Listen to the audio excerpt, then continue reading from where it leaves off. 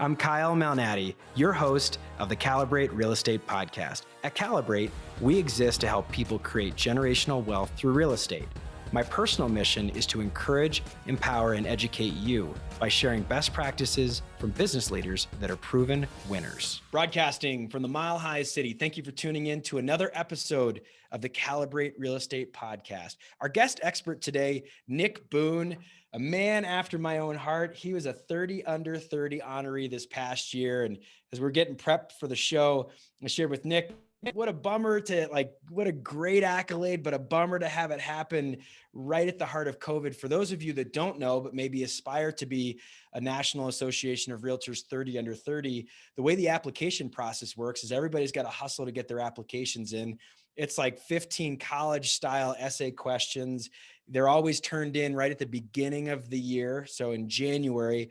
And then the 30 under 30 committee for NAR in Chicago reviews all these things, and they announce the honorees in April or so, March, April. And so right as the world was kind of closing down with COVID, they got kind of a muted, let's say it that way, accolade. But the accolade is still there. Nik Boone from Ascend Real Estate in Bakersfield, California. Welcome to our show. Thanks for having me. Nik, you've got a cool story, and I think every 30 under 30 does, which is one of the reasons why we've had so many. I think we're up to over 50 30 under 30s that have been on this podcast. The story that you had was that you kind of grew up in maybe a little bit of a troubled household with some parents that had a tough time as you were a young kid. But then the cool thing that I like is you bootstrapped it like a lot of us do, and you got your real estate license in college as a way for paying for your degree. So let's kind of go through the early parts of your career prior to being a 30 under 30.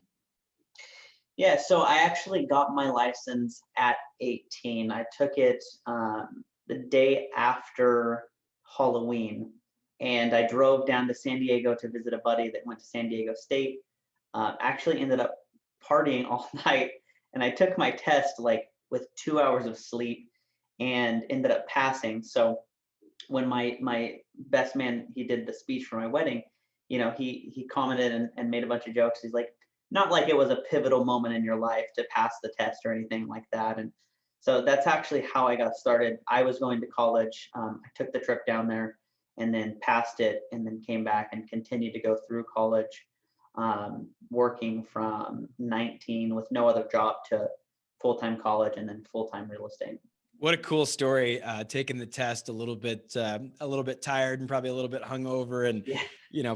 people in their late teens, early 20s. I think there was a couple of college exams my freshman year that probably were that way, where I'm like, I should not be doing this, but you live and learn, and a little bit of trial and error. So, as you're a realtor in college, what's that like? I mean, you're juggling your coursework, your classes, of course, but then you're also at some point you're getting really good at what you do, and you're starting to realize like, probably don't need to be a college graduate to be a successful realtor.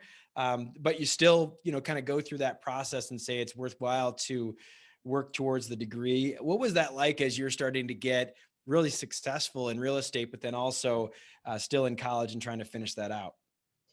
Yeah, that was an interesting point. So my first year or two, I picked up a pretty large investor. He ended up buying 100 houses from me in a couple of years as rentals, and he was from LA. So he was like, I'm not going to drive 2 hours, for people that don't know, from LA to Bakersfield to show a rental for $700 a month. Can you help me out? So year 3, 4, and actually 5 of college, my full-time job was showing his rentals, showing other clients, looking for investments for him while still taking a full load at college. So year 3 and 4 hit really, really hard. I mean, it was at both ends. I had, I think, 2 assistants at the time. I was taking calls to get out of class. I got a couple of stern talking tos for stepping out of class so often. And I had, one of my favorite stories is I had my assistants turn in homework on several occasions to my teachers so that I could actually get it turned in because I was busy with clients or showings or stuff like that. So I was hustling fairly aggressively when I was young, and again, leveraging my time to be the best fit. But it was certainly a hard decision to either stay in because at that point I'm more than halfway done, and I say, do I cut my ties for the last 2 or 3 years and just make this a career, or is this something where I look back and say, I wish I would have finished, I should do that. So I actually ended up finishing. I said, I'm just going to suffer through the next couple of years, get my degree, full focus on real estate, and here we are today. What a cool story, and such a great example of the realtor that's just hustling through all sorts of different stuff. And I can picture you stepping out of a lecture hall or a classroom, which we all do today. And it's sort of like, it can be a little bit cringy, you know, when you see any of us as a real estate agent, we're like, oh, you know, hey, hold on a second, I got to step out and take this call. And you'll do it in closings, or you do it in a meeting. And it's like, you know, this one person, I don't know when they're going to call me back. I got to hammer this out. And that's just tough for us, isn't it? As a real estate agent, I think a lot of people, and maybe the general public, look at it and say, oh, it's kind of rude. You'd step out of a party, or you step out of a dinner or whatever to take a phone call. And I think that one of the things that is really interesting about your journey is that you shared with me that at a pretty early point in your career, and you use that word leverage, talking about team leverage, at a pretty early point in your career, you realized that you really needed to build a team. You need to build an organization that was much bigger than yourself, and that you're now at a point where you're doing a lot less of the day-to-day in-person, what people would think of as normal real estate brokerage, and you're really running a team. So what does that look like? What is the team kind of composed of? What are some best practices that you've learned for people that might be the lone ranger out there that just loves doing every aspect of every part of every deal, and aren't really sure how to maybe break out of that, or grow into that team leader or business owner mode? Yeah, good question. I mean, I think it's what a person wants. So there's different loves of the real estate game.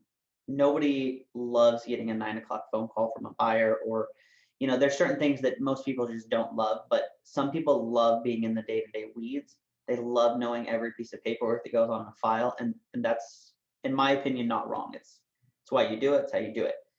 That being said, there's a cap that you will not exceed if you love being in the weeds and that's all you love doing. So I do not like being in the weeds.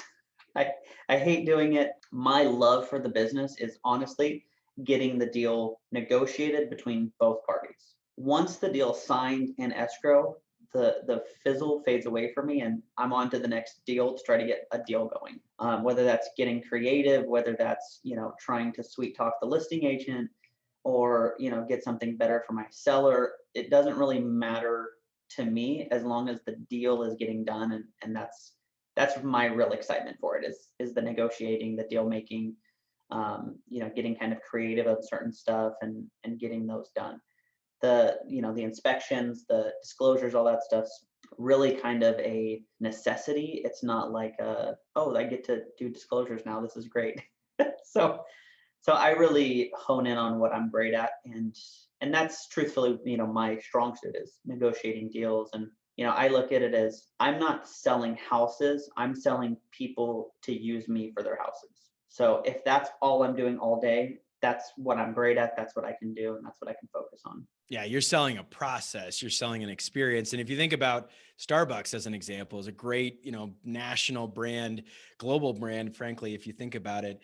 A lot of people think about Starbucks as where I go to get coffee. And the reality is, you're actually going to Starbucks because they embody a process that's repeatable, and it feels comfortable to you, not because the coffee is the best in the world. And some people might argue that it is the best. Others might say, I like this particular type, but it's because the experience is consistent, and it's repeatable, and it's scalable. So Nik, it makes a lot of sense to me that, okay, got to scale things. You've got to build a team. You've got to have other people, because you're right. We do get capped out on our time, on our energy. The last thing you want is feeling like you're drag button into the office because you've been working all night negotiating deals, and people are feeling like you're a little snarly on the phone, and all of a sudden you're not the best version of yourself. So at what point, as we go back in your journey, did you realize that you needed to employ a team of people?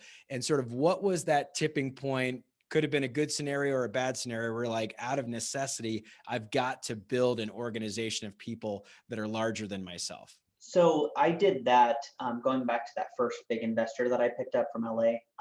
I did that. My first hire was to work specifically on his rentals, showing them, dealing with maintenance calls, kind of a property manager in that aspect. And then doing some side TT work as extra income because I don't remember what I was paying her, but it was not a lot of money. So the way that the TC fee would work is, hey, it's a little add-on. You can do the deals, run the disclosures. You'll get a couple $100 on top of your salary. So that was my first hire. And that was basically, he paid me, I don't even remember, maybe $1,000 a month. She got that exact $1,000 a month. So there was no profit. My philosophy was, if he just keeps buying houses from me, I'll manage them for free because I'm getting these, back in the time, it was $3,000 commission checks. And I was like, I keep these coming. Whatever I need to do to keep these bad boys coming in, I'm doing it. So that was kind of the first hire. And then she got to a point where she came to me and she said, hey, I'm sitting on my hands. Your files are taken care of. There's no maintenance. All the properties are leased out. What do you want me to do? And I was like, well, we either need to actually open a property management company and be a property manager, or push all this property management stuff to somebody else and focus on just sales. Because now we're at a point where, okay, the sales is a lot of money. This property management thing is not a lot of money. Let's focus on where the money is and kind of build from there. But we actually ended up saying, all right, let's open, let's see what happens. First year we grew 100 doors and we're like, okay, cool. That year we lost 30 grand growing 100 doors. Second year we made 30 grand. So for 2 years we basically broke even. And I was like, I don't know about this property management thing. But we continued to grow and build the team and do that. So that's a fairly large, we manage about 850 properties right now. And it's a pretty large team across Bakersfield, the city. So that was one of I call it my real company, because if I'm not in the business at all, it grows. Whereas real estate, I mean, you're well aware, if you step out of it, you're forgotten, they're calling the next broker. So the property management to me is like a real life.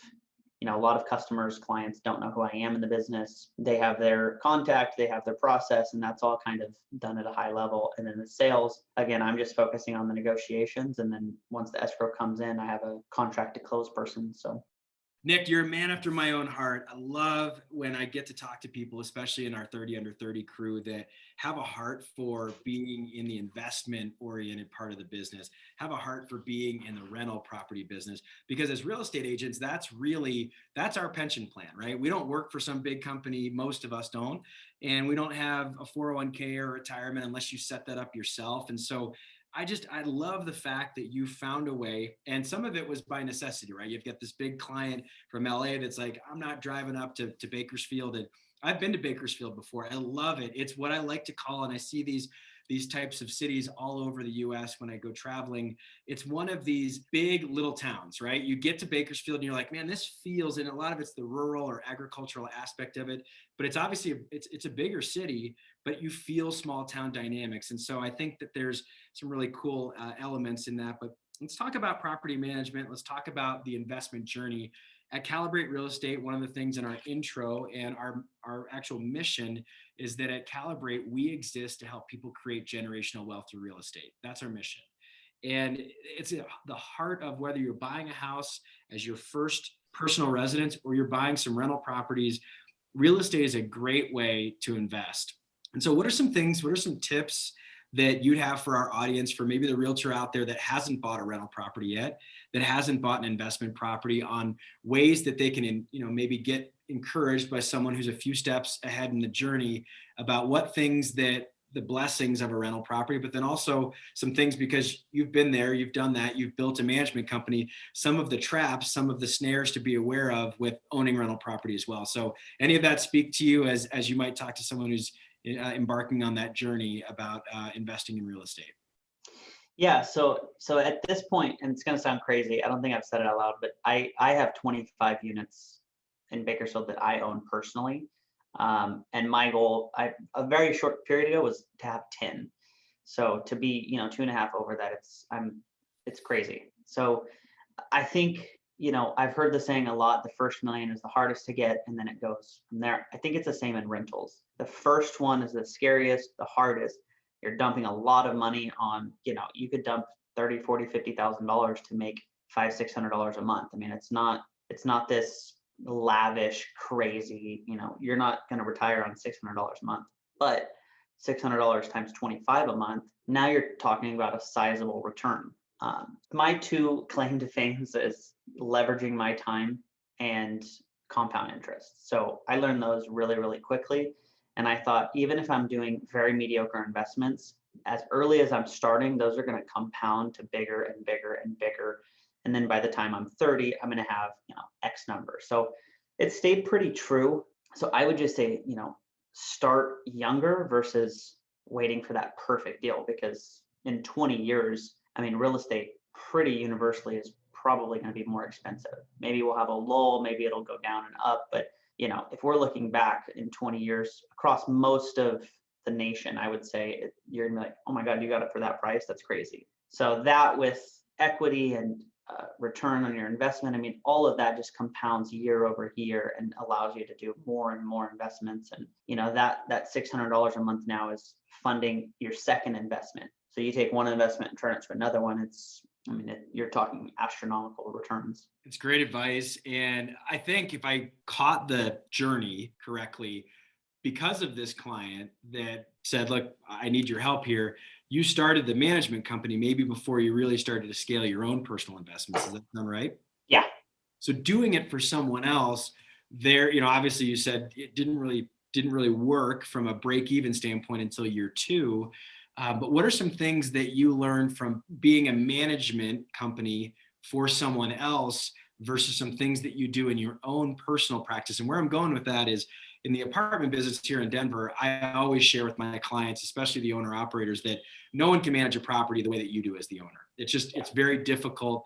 And management companies are a very necessary part of the journey, but really not until you get to a scaling point, or if you've got some sort of primary job, if you're a doctor, an attorney, or high producing real estate broker, where you say, look, my time is better spent in this area that funds the ability to go buy these investments. That's why it makes sense to employ a property manager. So for the do-it-yourselfers out there, what are some things that you'd say are advice that you'd have growing a management company, but also knowing what maybe the differences are between owning your own assets and then managing those as a third-party manager? So I give the same advice to people that are buying, like, I call them mom and pop investors. So they have like one property. You can absolutely do it on your own.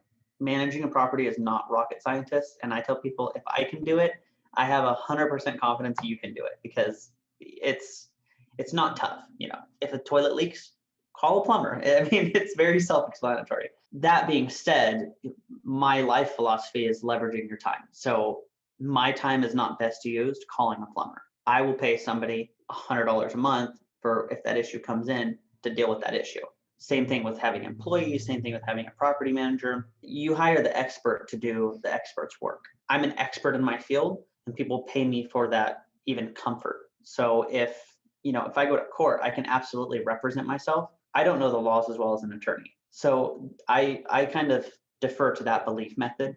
And that's how I explain it to people. If in a perfect world, you have a tenant that pays every month, never calls us, you're going to pay us to manage a property with a software, and it's going to be very easy, and you're going to spend money with us that maybe you don't have to. But if anything goes wrong, now you have an expert in your corner to tell you what the laws are, how we can navigate it, what we can do. And you can't predict what can go wrong. A drunk driver can hit your house that has nothing to do with your tenant or property or anything. What are you going to do? Are you going to displace the tenant?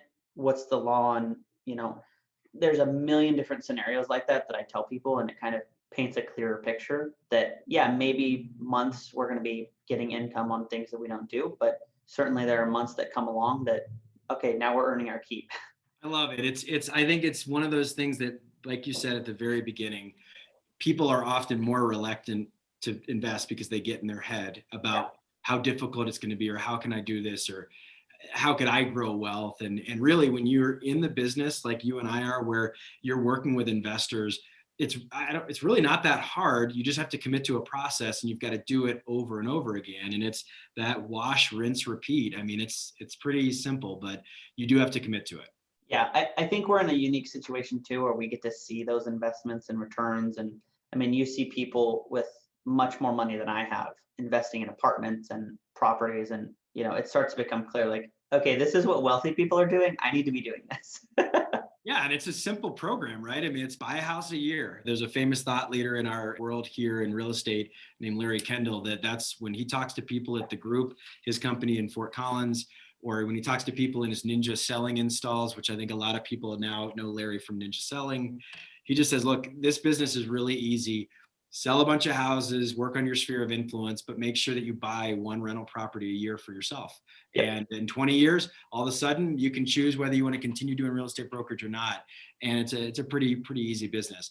All right, Nick, we're going to transition into the back half of our interview that I really enjoy because I ask the same questions to all of our guests. And if you're ready, a little bit of rapid fire for some of those questions. You ready for that? Yep. Cool.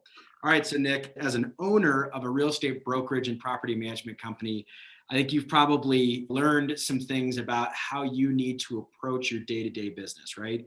And one of those things that I like to, as an homage to our company here in Denver, as well as the podcast we're on, is I love to learn how people calibrate their life on a daily basis. So for those that may be listening in, our Calibrate crew that have heard this question a bunch, hey, that's great. You know what's about to happen. But for those that maybe are newer to this word calibrate, a lot of times people mistakenly say recalibrate, which is fine. But the word calibrate, I love it because it's a verb and it means to adjust with experimental results, taking external factors into account, allowing comparison with other data, basically trial and error and saying, okay, if I've got an experiment here, I'm not going to get super bent out of shape if it doesn't go the way I thought it was. I'm going to make adjustments and get to a better result through iteration, through a process. So on a daily basis, Nick, what do you do to calibrate your life? My day-to-day is really focused on just like my health and stuff. So I try to just try is the key word here to eat healthy food. You know, if I'm going to lunch with somebody, I still try to make conscious decisions, and then definitely in the gym every day to kind of keep myself in a peak mental state and keep my body feeling healthy and stuff like that. So the health to me is really the biggest thing, because I tell people this all the time. If I lost everything I had, I would likely be exactly the same happiness level, because my happiness isn't contingent upon the money I have or the company that I'm running. Or, I mean, it would certainly, take a toll on me, but when the dust settled, I mean, I would be just fine focusing on health and food and working out, stuff like that. Yeah, it's amazing as you start to produce more and as you achieve some things, you realize that there's only one body and God gave you a body that's different than someone else's. And you got to really pay attention to what makes you the most effective. So I think that's great advice.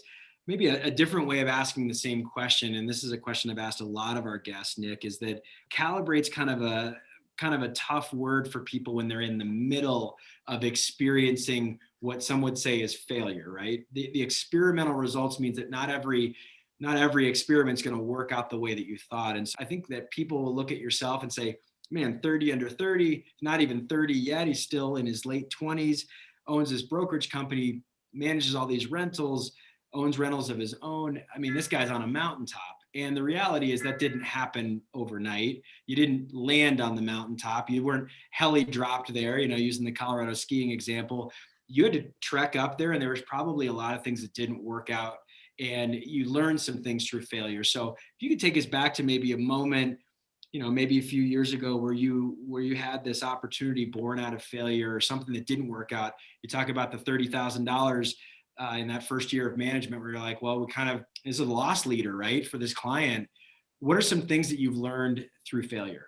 I have two really good examples. The first one's not so much an example. It is, I'm blessed with being dumb and hungry. So I started the business with very little accounting ability, with very little, I had some sales, but from selling houses. I mean, I was a 20-year-old kid. Like, my experience was not high, but I was like, you know what, I'm going to do it. Like, what the worst that happens is, and I say this all the time, and people are like, it's a morbid way to look at it, but you're right. If I started a company at 20 and lost everything, I could file bankruptcy and have a perfect credit score by 30. I mean, again, that's not the goal, but I looked at it as worst case scenario. I lose everything. In a few years, I'm back at square one. So that to me was like, let's just do it. Like, very laissez-faire, like very little thought. I didn't have a business plan. I didn't, have all this stuff. I just literally said like, okay, I'm starting it. Let's see what happens. The other trek back where we did it was I was actually a manager at a boutique real estate company, and the company and I just were not seeing eye to eye. So I said, I'm just going to start my own thing. That's when Ascend was born, and I rented a $4,500 a month office, spent $30,000 in furniture. I mean, hey, realtors, come sign with my brokerage. And I had about 12 very young realtors just like me, and they all left within the same week. So I had $4,500 a month that still needed to be paid and zero income. And through the course of the previous 12 months, I was focusing on them, growing them, getting their sales up, really not focusing on anything with me. So my management was kind of meh, my sales were kind of meh, and then all of my projected income walked out the door. So that was a huge, what am I going to do? That was a pivotal point for me, because I said, you know what, I'm just going to put my nose to the ground. I'm going to work really hard. I'm going to grow my sales back up to where they should be, and I'm going to continue growing my management company. And in 6 months, I'll reevaluate and see what needs to happen. But I'm 22 with a $4,500 just for rent payment and commission driven with no salary. Very stressful. So that was a very good failure for me to have, because I learned really quickly how to adapt and adjust. And I would not have gotten to the point where I'm at if I were still focusing on helping grow and groom them to be better realtors. I appreciate you sharing that story. It is something I've heard from a lot of different people, but I've never heard it that dramatic where it was all those people in 1 week. I mean, that's a shock. And it also shows that maybe there's something about my management style that needs to change. There may be something about the structure here that needs to Yeah. change. And yes, every business owner knows that reality of everything looks good until all of a sudden you have this big client that goes away, or a number of salespeople that goes away, and your fixed expenses don't change. You still have that office lease. And to put this into context, because I've been to Bakersfield, when you're 22 years old, what was the approximate average sale price of a house at that time? Gosh, it was really low. We're at like 305 right now, so it was probably 200. Yeah. So to put that into context, you're not selling $800,000 houses on the regular. I mean, you've got to sell a lot of product. And Yeah. if you're focused on getting these dozen or so agents to really get to the level that you are, and you're sacrificing your own deals because you're focusing on managing them and operating a team and thinking bigger, all of a sudden, yeah, it looks like that $4,500 is a big albatross around your neck. I mean, it's a huge nut, and you got through it. What are some tips on how you got through it? What did you do to get out of that situation? Sleeping pills. No, I honestly I'm in the midst of doing it again right now. I had 2.5 employees. Their childcare fell through, and they had to quit in the same 2 weeks.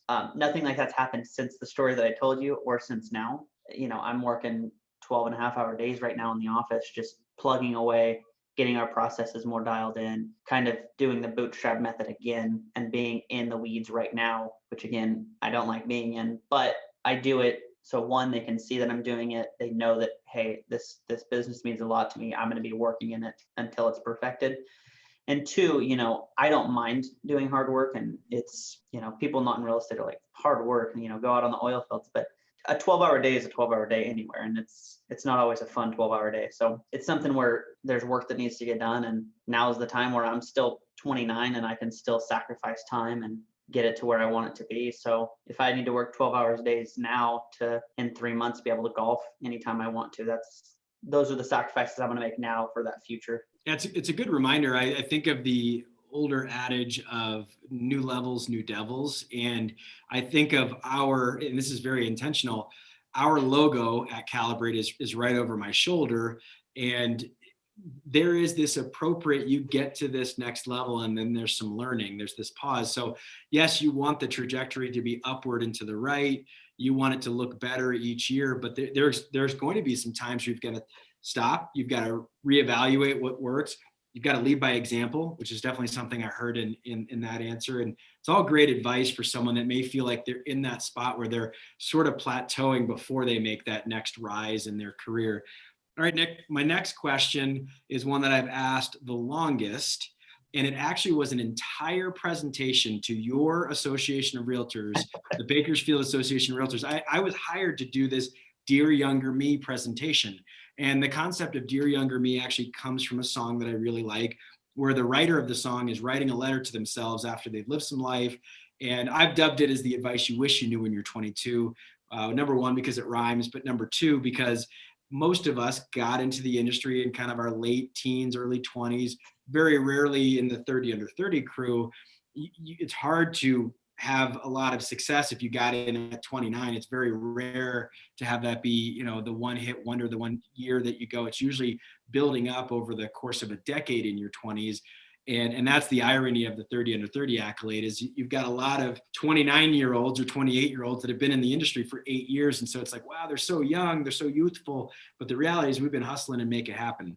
So that Dear Younger Me presentation I did was in California. It happened to be in LA. Everybody, Derek Sprague and all the team drove down. They hopped in buses, drove down to Newport Beach. And I'm doing this presentation, meeting a lot of different people. And I just was impressed by the group of people in Bakersfield. And that's not part of the question, but just the people that you have in your Association of Realtors, but also just in the real estate community in Bakersfield are a really caring group of people. And so as you think about maybe some advice that you'd impart upon that younger version of yourself, if you could go back in time and say, Nick, you're in your early teens, in the 19, 20-year-old or your early 20s, what's that advice you wish you knew when you were 22? I'm a big believer in everything that I've done has become a part of who I am. So I would give advice, but I probably wouldn't change anything.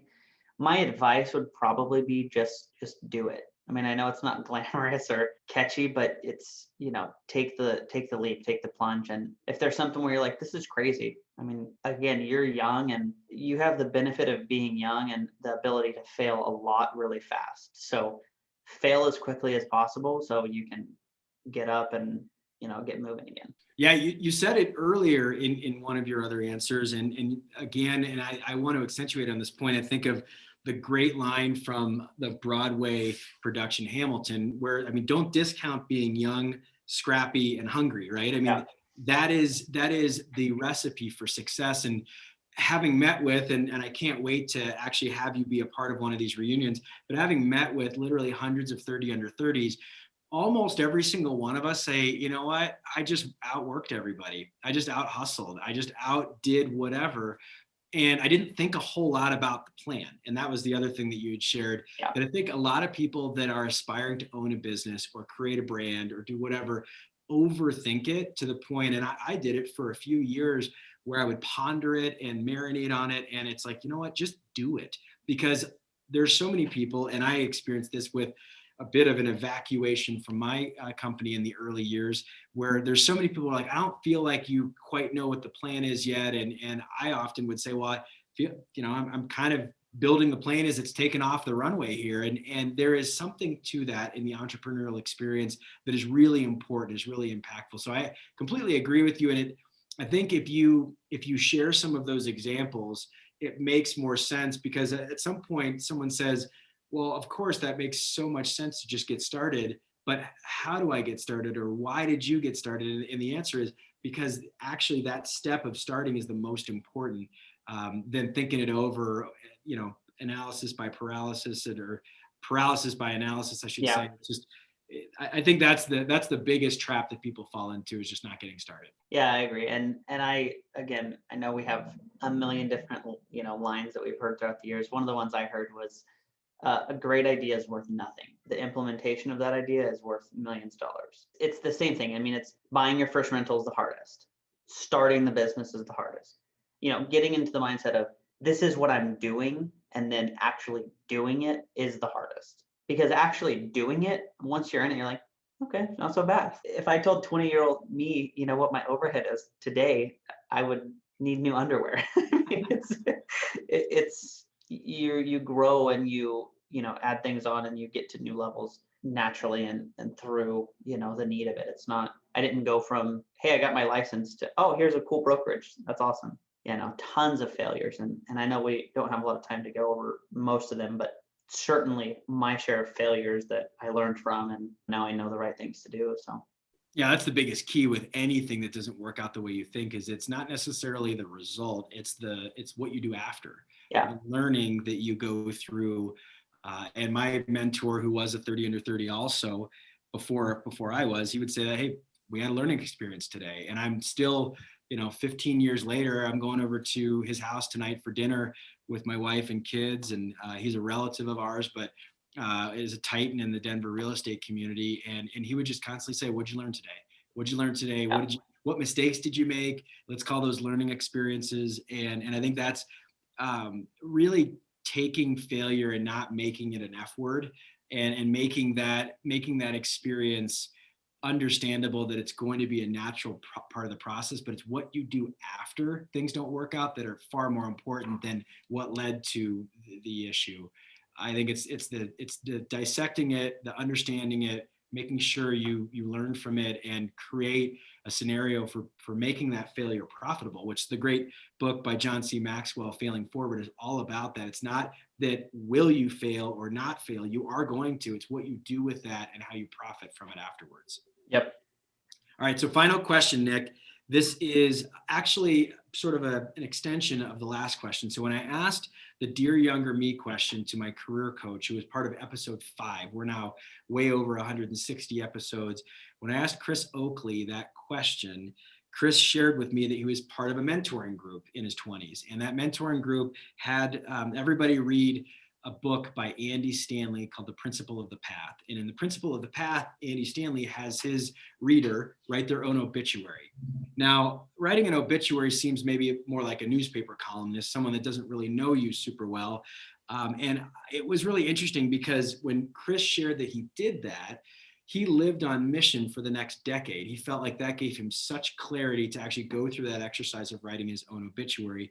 And tragically, 2 years ago, Chris passed away in an accident while he was hunting. And it was just one of those things that rocked me. And as a tribute to Chris, I asked this question now as a memorial to him, that if maybe not an obituary, but if you were to have someone that loves you deliver your eulogy, hopefully it's decades from now, a long time, but none of us know how long we're on the earth for. What would you want to be known for? What would you want to be remembered by? What would you want your legacy to be in that eulogy? Mine would probably be totally unrelated to real estate. I want to be a good father, a good husband, just a happy go lucky guy. So mine would probably be just, he lived life how he wanted to and had fun doing it, and just who I am as an individual. So again, I went back to, if I lost everything, I feel like my happiness level would be exactly where it is now, because I've lived with nothing and lived with far more than I ever thought I would have. I don't think any of the materials make me happy. I don't think that has anything to do with my legacy. I think it's more for family and my health and what I can pass along to my kids. So I would say my number one compliment would be, you've been a good dad. Awesome. It's really interesting, and we've got some similarities. Like I said, I've spent some time with several people that we both know in Bakersfield on 2 different occasions, and but we don't really know each other super well. We've got this commonality of the 30 under 30. In my 30 under 30 honoree interview, they ask what's some of the best advice you've ever been given or that you've learned or picked up along the way. And one of the books I read when I was really young and in college, not even knowing I would be in real estate, was a book by an author named Harvey Mackay. And Harvey Mackay wrote a book that was basically what you don't learn at Harvard Business School. And one of the pieces of advice that Harvey Mackay shared was be a good husband, number one, because your kids, as much as you can be a good father, if you're not a good husband to your spouse, that's going to be a problem. Then next, be a good father. And then the next levels were obviously then you can focus on being a good business person. And then the last part was be an active participant in your community. And it was advice that stuck with me. And I shared that in the interview, and that was actually in the magazine. And so to have you say something very similar is such a cool moment for me personally. Speaking of authors, we've gotten through this big period of time, Nick, where we've been interviewing author after author after author. And as a way to celebrate your interview, we're going to be giving away a bunch of books here for free. So if you like this conversation that Nick and I had, we've got a whole stack of books that are free, a variety of different subjects. All you've got to do is like the show, rate it, subscribe. Apple Podcasts is the biggest way that we want that. We've had 30 under 30s that have written books. Rebecca Donatelli talks about that. We've got other folks that have been authors. And Nick, I appreciate your sharing all this wisdom with us. And I know that it's going to bless someone out there that is hustling, that they're making something happen. They're working through that grind and they want to be an entrepreneur like yourself and like myself. So thank you for your time. As I love to say, for our podcast producer, Ann Russell, for our esteemed guest here, Nik Boone from Ascend Real Estate, I'm Kyle Malnati, and we'll see you around the neighborhood. Thanks, everybody. Thanks, Kyle.